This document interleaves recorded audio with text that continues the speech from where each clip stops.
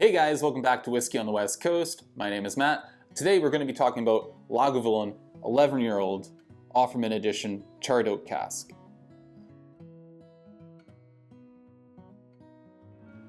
Now this is the third in the Offerman edition series. We had the first one, we had the second one, which was the Guinness cask finish. And now we have the Charred Oak Casks. And for this bottling, it's bottled at 46% ABV, and it is made up of whiskey that was aged in heavily charred oak casks. And so what they did is they basically used STR casks, if you're familiar with them. They're shaved, toasted, re-charred oak casks. Some were wine casks, some were apparently to the back of the box Scotch casks. So I guess they're just refill casks. But they took them, they shaved them down, and they re-charred them to pull all those caramels, all those sugars out of the yolk, and get a new finish on it and rejuvenate the casks, really. This is something that Jim Swan was very famous for, in particular with startup distilleries, young distilleries, all over the world, really, from Lagavulin to Macaloney's Caledonian on Vancouver Island, and some Scottish distilleries as well. I believe they worked with Lagavulin and others. Jim Swan sadly has passed away, but people are still using STR casks all over the place. So really good for bringing young whiskey up to snuff quickly, and we'll see what it does to this Lagavulin. Now Nick Offerman is a huge Lagavulin fan, and I'm not sure if that came before or after his character he played on Parks and Recreation, Ron Swanson, who is just obsessed with Lagavulin. It's the only drink that he really appreciates. And in fact, he loves it so much that, spoiler alert here, in one of the episodes of Parks and Recreation, he actually travels to Islay and visits Lagavulin. It's actually a really fun episode, and if you haven't seen it, I'd suggest it. It's pretty great. On top of that, a little bit more about this. It is peated just like all Lagavulin to my knowledge, 35 ppm peat phenols, phenol parts per million. And it's just a really cool box if you look at this. I have to admit, I was kind of drawn to it by the box just a bit for a few reasons, including my own personal reasons. Early last year, my apartment building went up in a blaze, and one of the bottles I lost was actually my Lagavulin 11-year-old Offerman edition, the Guinness cask finish bottle. I didn't get to finish that bottle. And then the third edition came out, and it's all flame and charred oak, and it just seems too fitting to pass up. So here we are. So I want to know, is this Lagavulin 11-year-old up to Ron Swanson's standard? And really, truly, up to Nick Offerman's standard? All right. Well, let's dig into the review.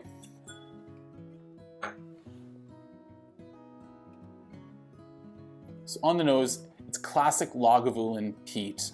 It's rich, it's coastal, and in this case, with the heavy charred casks, there's a striking vanilla note.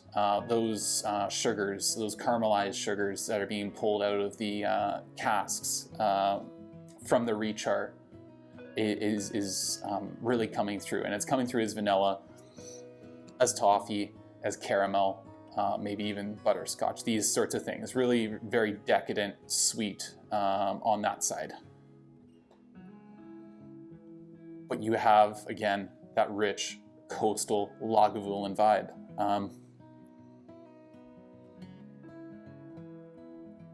Yeah. You have a distinct, like, worn leather note too. Again, very, very rich smoke note.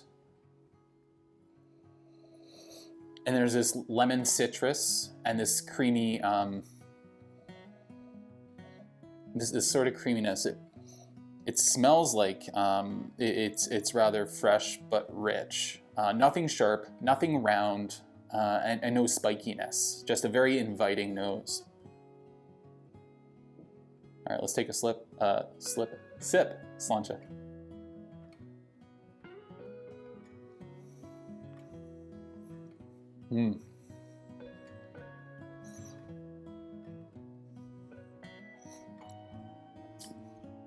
smoke, sweetness,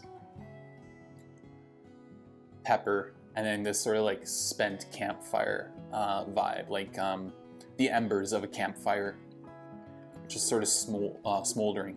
And that billowing smoke just pulling through. The pepper note's a bit drying. And there's like this, like a Lindor, like 70% dark chocolate bitter note as well.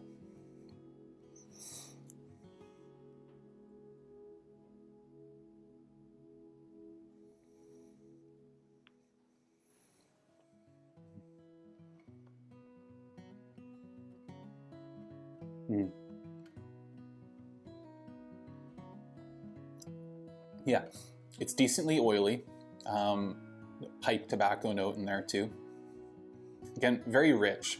Might be a slight berry note in there. I don't know if I'm reading too much into the red wine casks, but there might be a sort of like red fruits sort of note there. Fun to nose. You sip it, you can chew on it for about 10 seconds, and then it starts to kind of unravel and fall apart. You just gotta down it down the hatch.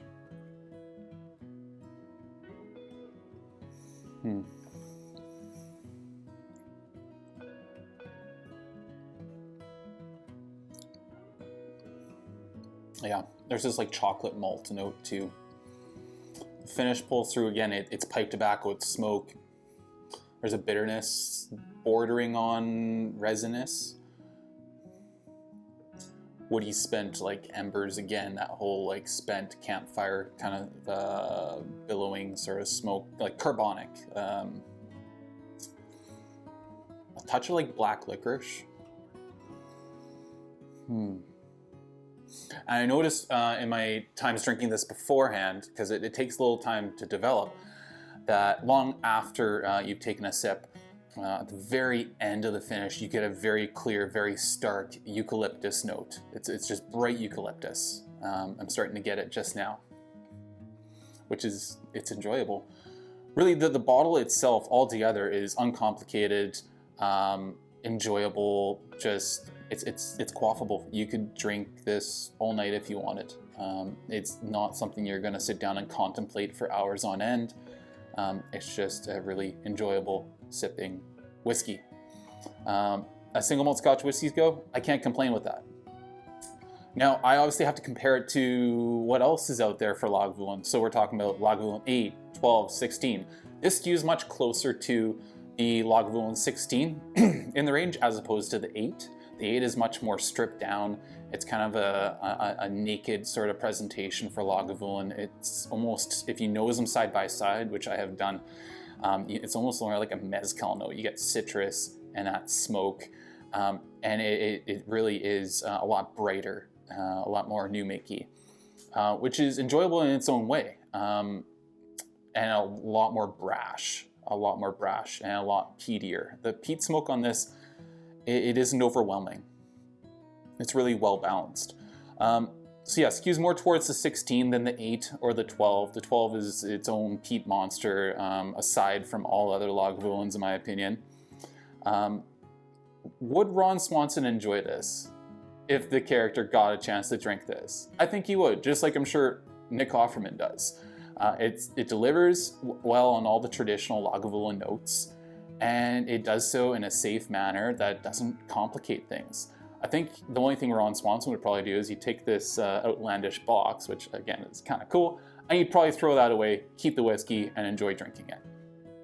This bottle, it's nothing earth-shattering, it's not groundbreaking, but it's a pleasant addition to the Lagavulin lineup, and again, it's just dangerously quaffable. I could drink this all night. It's an addition to the lineup that does add some variety, but it's not reinventing the wheel. Talking about score, before we get the score, if you could comment, like, share the video, I'd really appreciate that. Go ahead and subscribe if you haven't. And at the end, I'll have a question for you guys. If you can go ahead and respond to that, that'd be awesome. Score. I can't knock it really. It's a little bit overpriced, but I'm not going to factor that too much into the score and the value here. It's worth every bit of 86 out of 100. I think 86 is a good score for this. Lagavulin 12, I think, is just a few steps, a few notches above it. I think the 16 is above it too. But you're not paying the same price you do for the 12 or the 16. I think it's fairly placed. However, this has gone up $30 in my market in 1 year. The second edition was $115 Canadian. This is $145 before tax, another 15%. That's a 25% increase. And if there's another 25% increase coming again next year, which is far outstripping inflation, at least so far, I'm probably gonna have to bow out. I'm probably not gonna buy next year's edition if they continue this trend.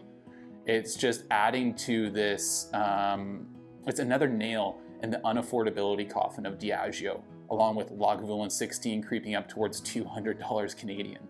Talisker 18 has gone through the roof where that's sold.